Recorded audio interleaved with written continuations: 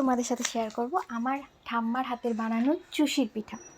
অনেক দিন ধরে আমি ঠাম্মাকে বলেছিলাম, আগের বার যখন এসেছিলাম ঠাম্মাকে বলেছিলাম যে ঠাম্মা আমাকে কিন্তু চুষি খাওয়াবে, কিন্তু সেইবার আর কোনো কারণে হয়ে ওঠেনি।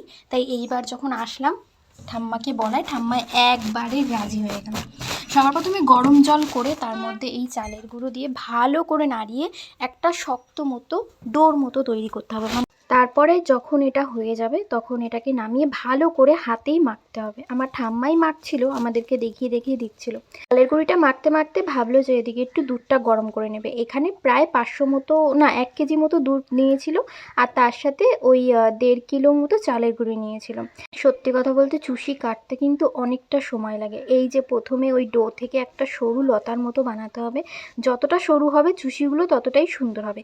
আর আমি তো পারি না, সেই কারণে আমার টেকনিক ইউজ করে আমি এরকমভাবে বানাচ্ছিলাম, কিন্তু আসল টেকনিক কিন্তু এরকম না। সেটা আমি তোমাদেরকে দেখাবো, সেটা আমার ঠাম্মা খুব সুন্দরভাবে করছিল। আমি মা বসে পড়েছিলাম, দুজনে মিলেই করছিলাম। মা আর আমি অনেকটা সমানই করছিলাম, কারণ আমরা জানি না মানে কীভাবে চুষিগুলো বানাতে হয়। আর করতে করতে দেখো এতগুলো চুষি আমি বানিয়ে ফেলেছি। তারপর ঠাম্মা বসলো আর আমার এই সুন্দরী বসে বসে শুরু করে দিল চুষি বানানো। তোমাদেরকে দেখাচ্ছি কত তাড়াতাড়ি এটা করছিল। আমার কথা অনুযায়ী হাতে যদি গুঁড়ি লাগানো হয় তাহলে চুষির নাক মুখ সব সমান হয়, মানে এই দিক থেকে বা ওই দিক থেকে চুষিগুলো দেখতে সুন্দর হয়। আর সরু সরু ছোট ছোট হলে বেশি ভালো লাগে চুষিগুলো খেতে। ঠাম্মারগুলো সুন্দর হলেও আমার আর মার টেকনিক একই ছিল যেহেতু, সেই কারণে আমাদের চুষিগুলো দেখতে অনেকটা একই রকম ছিল।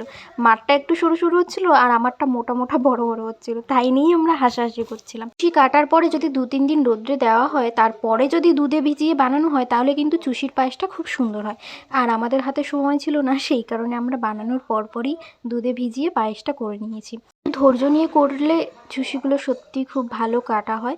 আমাদের মোটামুটি অনেকটা মানে 1 ঝুড়ির মতো হয়ে গেছিলো চুষি। তারপরে দুধ গরম করে তার মধ্যে পরিমাণ মতো চিনি দিয়ে ভালো করে নাড়িয়ে দেখতে হবে যাতে নিচের থেকে পুড়ে না যায়, কারণ আমাদেরটা একটু পোড়া পোড়া লাগছিলো। তারপরে দুধ যেই গরম হয়ে যাবে তার মধ্যে একে একে যতটুকু চুষি থাকে ততটুকু দরকার পড়ে ততটুকু দিয়ে দেবে। এরপরে কিছুক্ষণ ভালো করে নাড়িয়ে নিলেই কিছুক্ষণের মধ্যে দেখবে যে দুধটা টকবক টকবক করে ফুটছে, চুষিগুলো উপরে ভেসে আসছে, তাহলেই আমাদের চুষির পায়েস রেডি। তো চলো আজকের জন্য এতটুকুই, টাটা।